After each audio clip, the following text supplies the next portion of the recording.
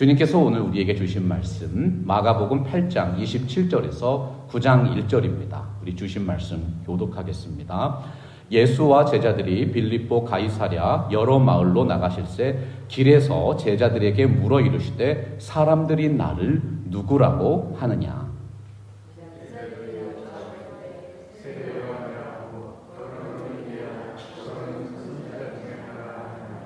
또 물으시되 너희는 나를 누구라 하느냐. 베드로가 대답하여 이르되 주는 그리스도시니이다 하매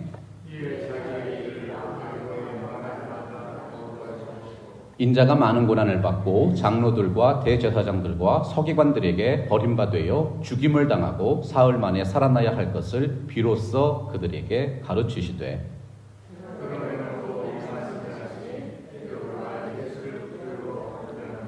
예수께서 돌이키사 제자들을 보시며 베드로를 꾸짖어 이르시되 사탄아 내 뒤로 물러가라. 내가 하나님의 일을 생각하지 아니하고 도리어 사람의 일을 생각하는도다 하시고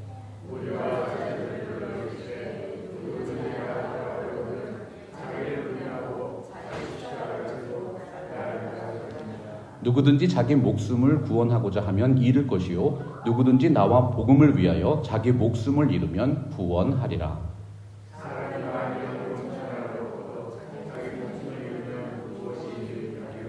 사람이 무엇을 주고 자기 목숨과 바꾸겠느냐?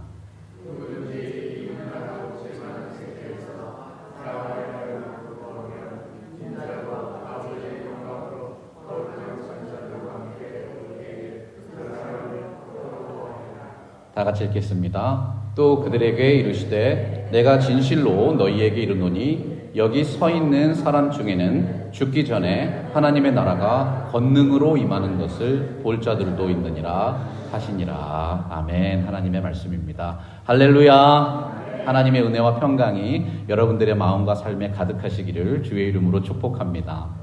세상의 모든 인생들은 잘 되기를 원합니다.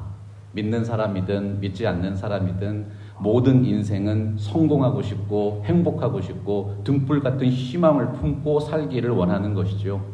하지만 사람들이 품고 있는 그 바람은 엄연한 삶의 현실 속에서 깨어지곤 합니다. 여러분 그 이유가 무엇입니까? 사람이 추구하는 행복과 만족의 근거가 영원한 것이 아니기 때문입니다. 성경의 사례를 찾아볼까요? 인간이라는 존재는 완전한 풍요와 행복의 땅이었던 에덴 동산에서도 만족을 모르던 존재였습니다. 에덴 동산에서조차 하나님을 배신했습니다. 창조주 하나님의 은혜와 능력을 신뢰하지 않는 인생들에게 참된 성공과 행복은 있을 수 없는 것이죠. 교회가 성도들에게 줄 수 있는 가장 큰 선물이 무엇일까요? 여러분, 교회가 여러분에게 줄 수 있는 가장 큰 사랑이 무엇일까요? 세상을 이기는 믿음으로 살게 하는 것입니다.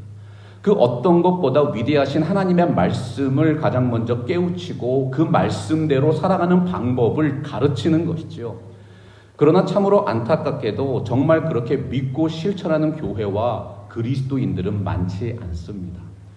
오늘날 가정과 학교는 젊은이들이 세상에 나가기 전에 말씀대로 믿고 실천하는 신앙보다는 세상이 요구하는 능력을 갖추라고 가르치고 있습니다. 준비되지 않으면 아무도 써주지 않는다. 세상이 요구하는 현실을 가장 먼저 가르치는 것입니다. 제가 어린 시절 한국교회는 하나님은 믿음으로 헌신하는 자를 쓰신다고 가르쳤어요. 왜냐하면 바로 그것이 세상과 구별되는 교회의 능력이고 신앙의 가치라고 믿었던 것이죠. 그때 믿음과 헌신을 강조하시면서 인용하셨던 말씀이 오늘 말씀 34절입니다. 누구든지 나를 따라오려거든 자기를 부인하고 자기 십자가를 지고 나를 따를 것이니라. 3년에 걸친 예수님의 제자 훈련의 핵심은 주님을 대신해서 이 땅을 변화시킬 복음의 일꾼을 양성하고 교회의 지도자를 세우는 것이었습니다. 놀랍게도 예수님께서 요구하시는 삶의 모습은 너무나도 간단했습니다. 그냥 주님께서 이 땅에서 가르치시고 사역하시고 보여주신 대로 그대로 따라가기만 하면 된다는 것입니다.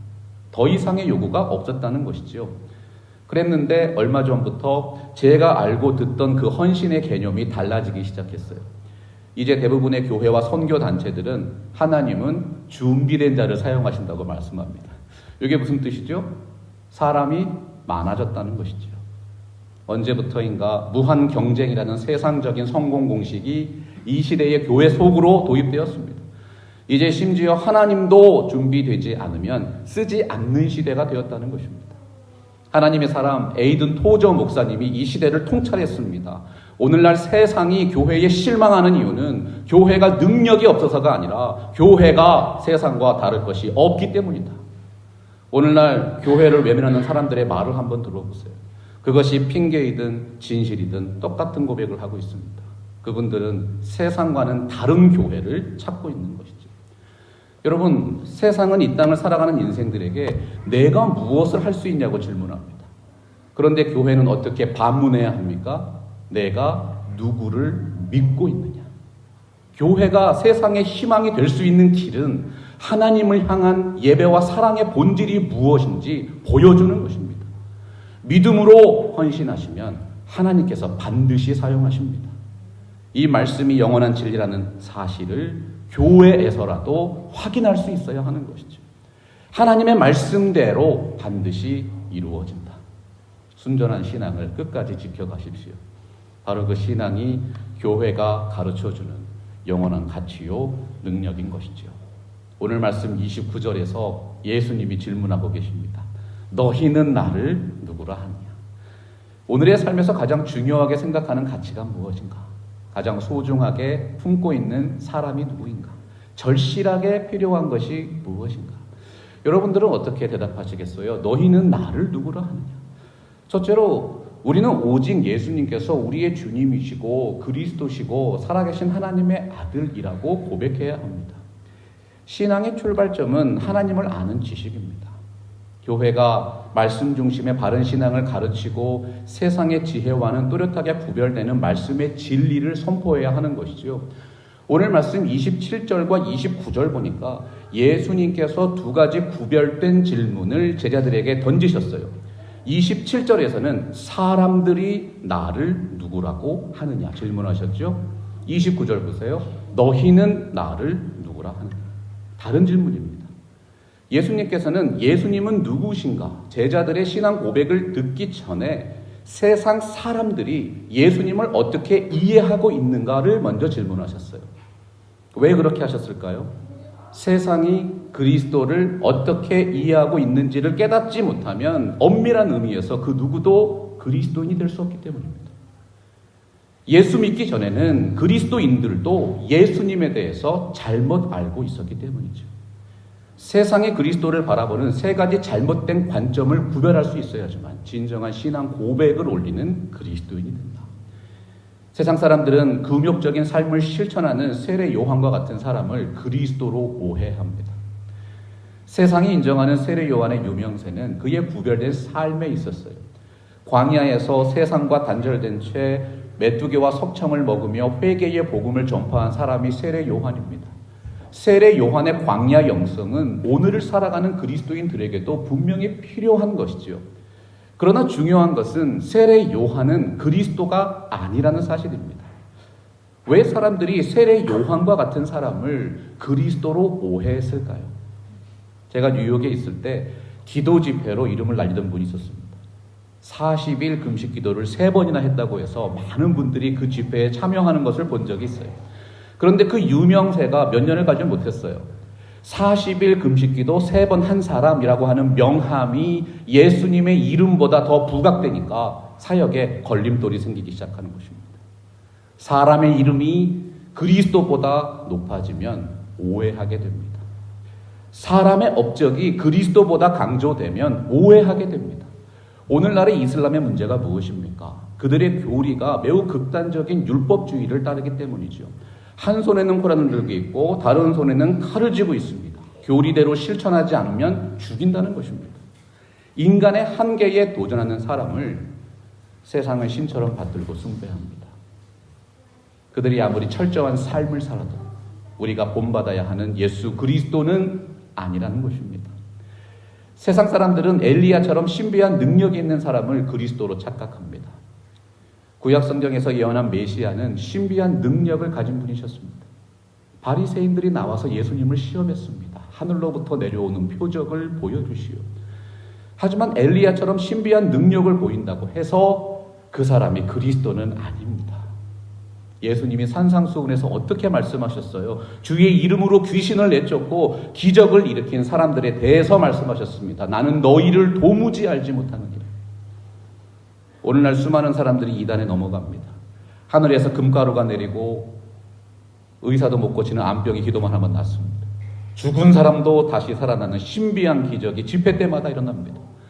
기도하다가 환상 중에 하나님 만나서 이런저런 얘기하다가 예수님이 자기에게 사명 섰다고 해서 다시 이 땅에 내려왔다고 주장하는 황당한 이단교리도 있습니다.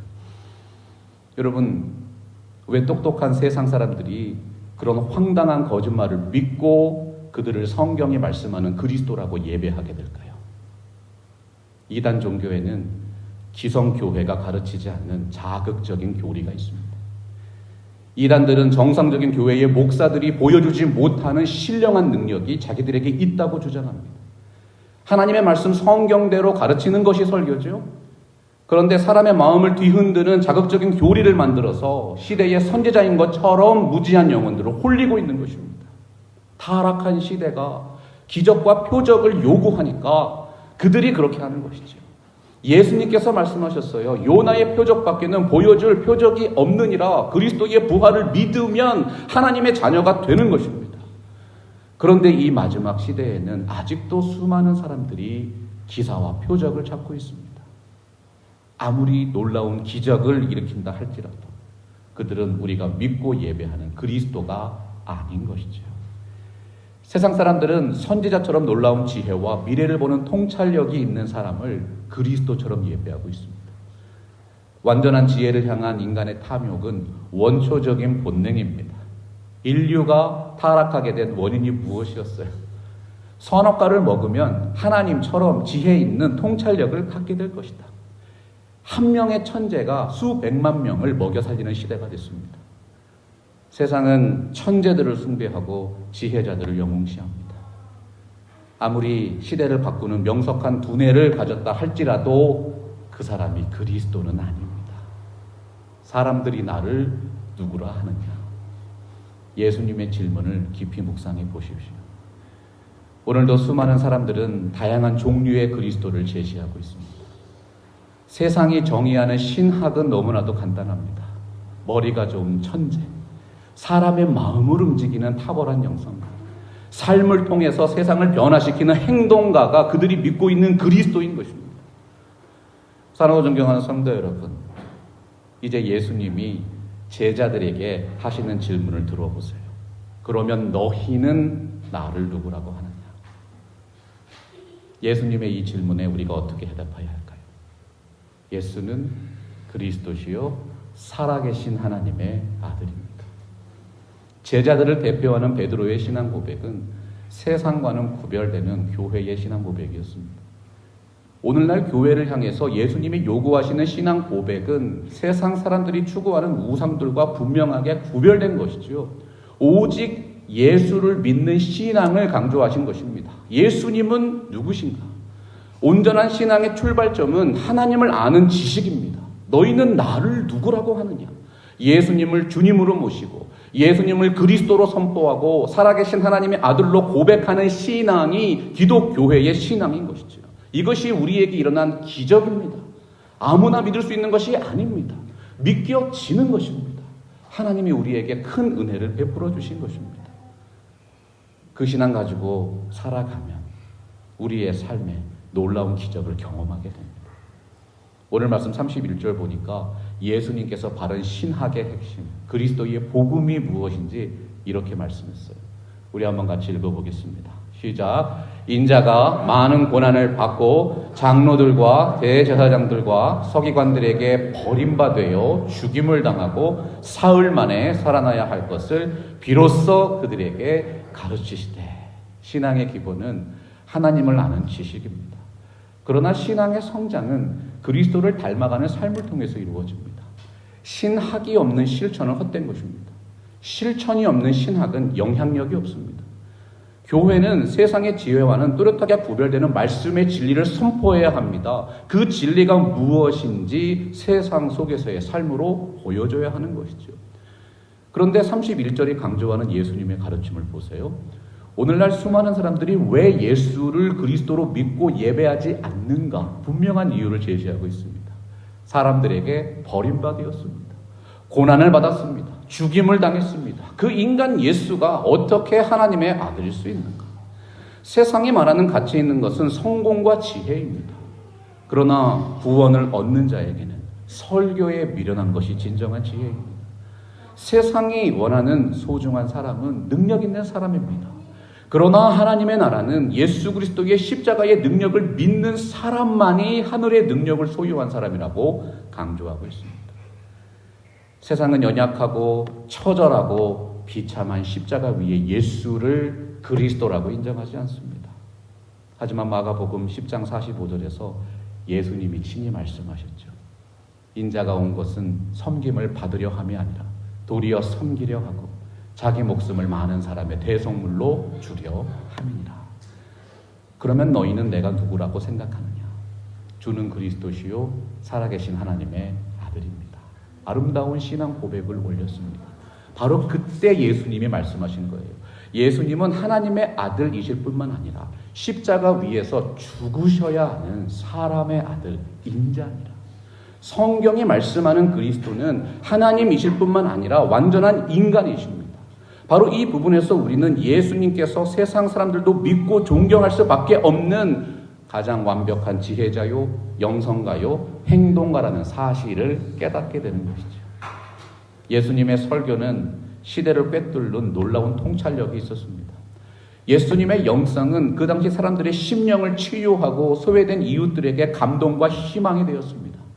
예수님의 실천은 십자가에서 죽기까지 우리를 사랑하신 헌신적인 희생으로 표현되었습니다. 성경이 말씀하는 것이 무엇입니까? 오직 예수님만이 자신의 노력과 헌신으로 십자가를 완전하게 감당하신 유일한 인간이라는 사실입니다. 예수님의 사역 계획을 들은 제자들은 당황했습니다. 그들은 주님과 함께 하기만 하면 세상이 말하는 자랑거리를 자신들이 누리게 될 것이라고 기대했어요. 그런데 실망하게 된 것이죠. 수제자 베드로가 제자들을 대표해서 예수님은 주님이십니다. 그리스도요 하나님의 아들이라고 고백했어요. 그런데 예수님 왜 이제 와서 무력하고 무능하게 십자가에서 죽겠다고 말씀하시는 것입니까? 나는 도저히 이해할 수 없습니다. 강하게 반발하면서 베드로가 말했던 것이죠. 예수님 허약한 소리 하지 마세요. 주여 그리하지 마옵소서. 이 일이 결코 주에게 미치지 아니하리이다. 베드로의 말을 들은 예수님 어떻게 말씀하셨습니까? 베드로의 말은 예수님을 걱정해서 한 소리가 아닙니다. 성경의 뉘앙스를 살펴보면 아니 예수님 왜 이제 와서 딴소리입니까? 매우 거칠게 항의한 것입니다. 하지만 예수님은 베드로와 제자들의 속마음을 다 알고 계셨어요. 33절 보십시오.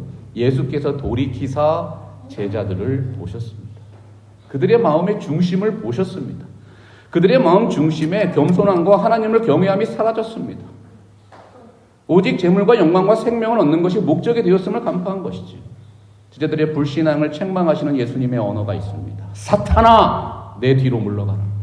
내가 하나님의 일을 생각하지 아니하고 도리어 사람의 일을 생각하는도다. 사랑하고 존경하는 성도 여러분, 예수님께서 이 땅에서 이루신 하나님의 일이 무엇일까요? 우리 다 함께 한 목소리로 고백해 보겠습니다. 시작. 전능하사 천지를 만드신 하나님 아버지를 내가 믿사오며 그 외아들 우리 주 예수 그리스도를 믿사오니 이는 성령으로 잉태하사 동정녀 마리아에게 나시고 본디오 빌라도에게 고난을 받으사 십자가에 못 박혀 죽으시고 장사한 지 사흘 만에 죽은 자 가운데서 다시 살아나시며 하늘에 오르사 전능하신 하나님 우편에 앉아 계시다가 저리로서 산 자와 죽은 자를 심판하러 오시리라. 성령을 믿사오며 거룩한 공회와 성도가 서로 교통하는 것과 죄를 사하여 주시는 것과 몸이 다시 사는 것과 영원히 사는 것을 믿사옵나이다. 이것이 성경이 말씀하는 하나님의 일, 복음의 핵심입니다. 예수님께서 2000년 전에 이 땅에 오셔서 이 복음을 우리에게 허락하지 않으셨다면 우리는 여전히 세상이 말하는 천재와 영성가와 행동가를 우상처럼 섬기며 살고 있었을 것입니다. 예수님께서 2000년 전에 부활하셔서 하나님 보호자 우편에 앉지 않으셨다면 이 땅의 모든 사람들은 교회도 없고 구원도 없고 영생도 없고 천국도 없는 소망 없는 삶을 아직도 살아가고 있었을 것입니다. 베드로가 자신의 이익과 목적을 위해서 예수님의 사역을 만류했습니다. 하나님의 일을 생각하지 아니하고 사람의 일을 생각했던 것이죠. 예수님께서 오늘을 살고 있는 그리스도인들에게 말씀하시는 진정한 제자의 삶이 무엇일까요? 누구든지 나를 따라오려거든 자기를 부인하고 자기 십자가를 지고 나를 따를 것이니라. 여러분, 누구든지 예수님을 믿고 따를 수는 있습니다. 하지만 진정으로 예수님을 닮아가는 제자가 되기 위해서는 세 가지 요건이 있습니다. 첫째는 자기를 부인하는 것입니다. 하나님 앞에서 우리가 죄인임을 깨달아야 합니다. 내 스스로의 힘과 능력으로는 구원에 이룰 수 없음을 고백해야 합니다. 예수님을 닮아갈 수도 없음을 철저하게 인정해야 합니다. 예수님을 따른다는 것은 이슬람 테러리스트들이 폭탄을 들고 자살하는 것처럼 자기의 심령과 복수심으로 스스로를 학대하는 것이 아니죠. 나 자신을 부정한다라고 하는 것은 오직 하나님의 은혜를 고백하는 진실한 겸손을 의미하고 있습니다. 겸손한 사람만이 자기에게 지워진 자기의 십자가를 감당할 수 있습니다. 사람은 누구나 하나님이 주신 독특한 은사가 있습니다. 그 은사와 부르심에 따라서 감당해야 하는 사명이 있죠. 한 사람이 모든 일을 다 할 수가 없습니다. 모든 일이 다 중요합니다. 모든 사람은 자신이 감당해야 하는 자기 십자가가 있는 것입니다. 여러분 각자에게 하나님께 주신 사명이 무엇입니까? 여러분은 그 사명을 알고 계십니까? 하나님이 여러분을 부르셨습니다. 하나님의 소명 가운데 그 은사와 사명을 발견하시고 그 사명에 집중하십시오. 인류의 역사에 기여한 대부분의 사람들은 다재다능한 사람이 아니었습니다. 한 가지 사명을 충성되이 감당하다 보면 어느덧 전문가가 되고 최고가 됩니다. 나중에는 다른 분야에도 영향력을 끼치는 다재다능한 인재가 되어가는 것이죠. 겸손하게 자기 십자가를 지고 살다 보면 어느새 그리스도를 닮아가는 진정한 제자로 성장하게 된다. 여러분, 누군가를 따른다는 것은요, 그분을 본받아 간다는 뜻 아니겠어요? 오직 그리스도를 우리의 인생의 모범으로 삼기를 원합니다. 오직 예수를 믿고 예배하며 따르는 것이 유일한 인생의 방향입니다. 그 바른 길로 걸어가는 사람이 성경이 말씀하는 복 있는 사람이고 예수님의 제자입니다.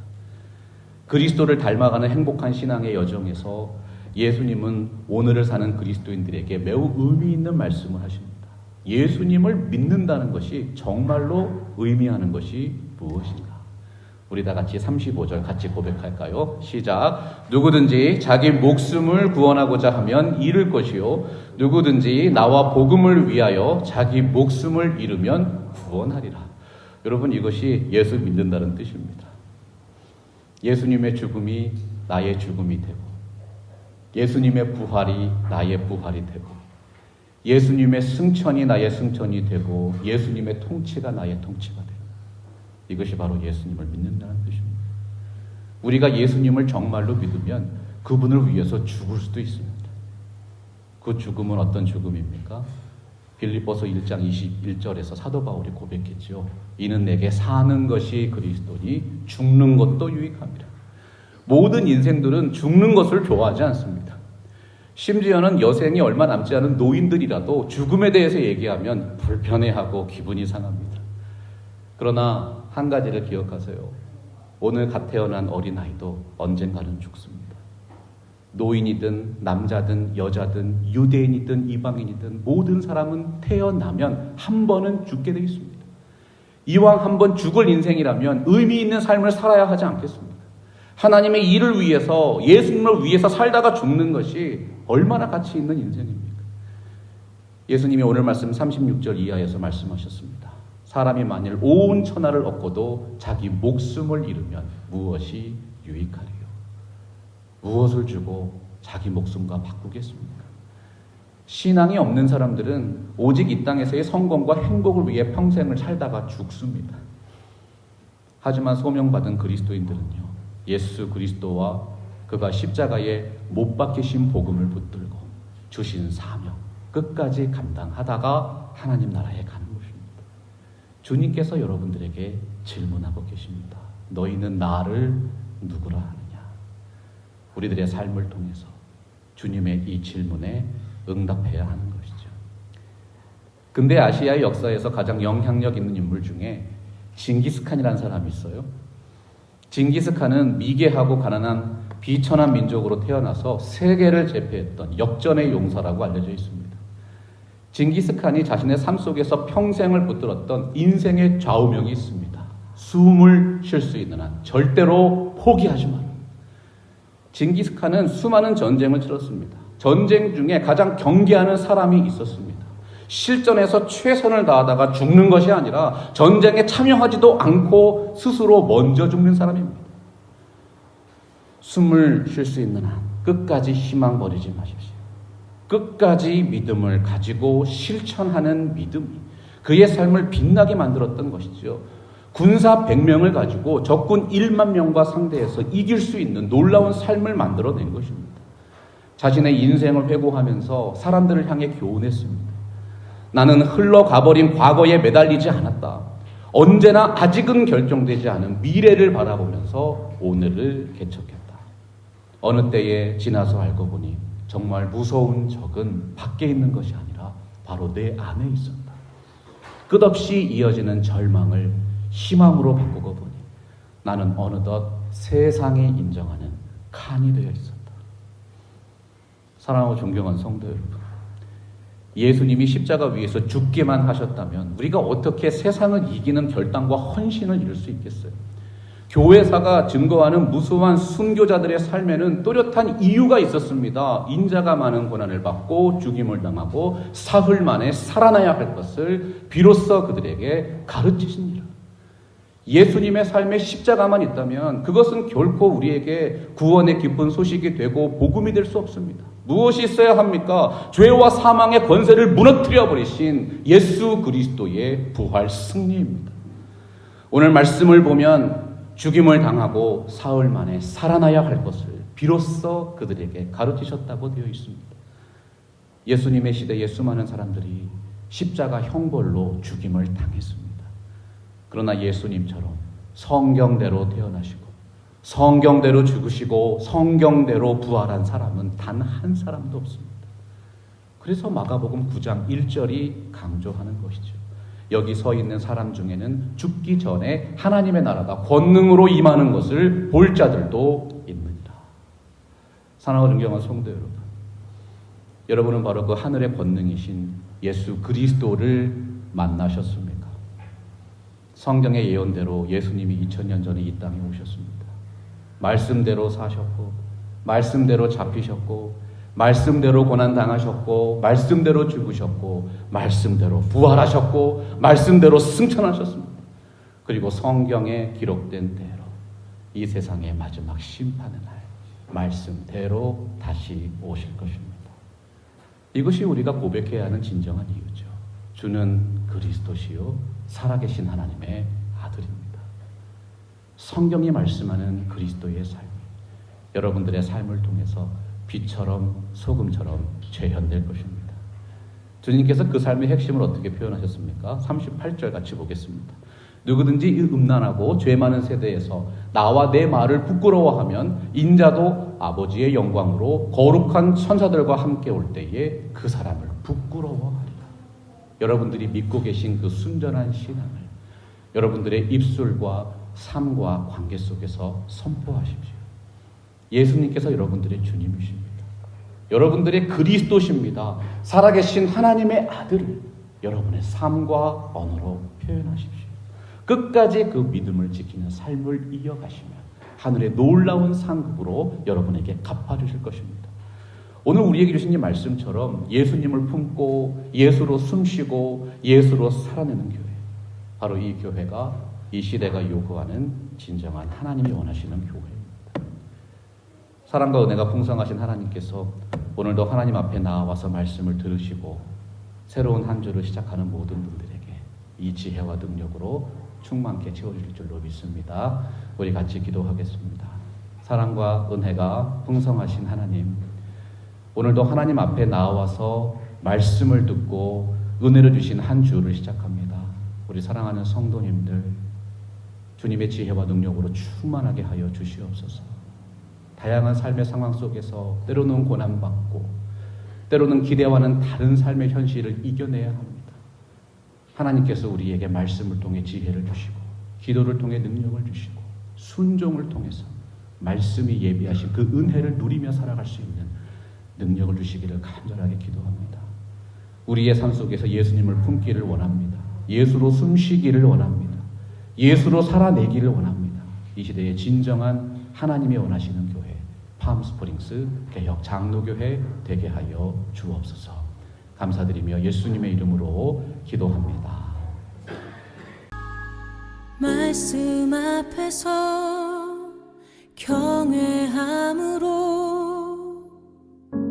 주께 홀로 섭니다. 생명의 말씀 읽고 순종해 주를 예배합니다. 기록된 말씀 힘이 있어서 진리로 우리 거룩해 하며 거룩한 말씀 세세 영원히 복음이 되어 말씀하시네. 하나님 말씀에 두려워 떠는 자, 그 말씀에 생명을 거는 자 한 사람 찾으시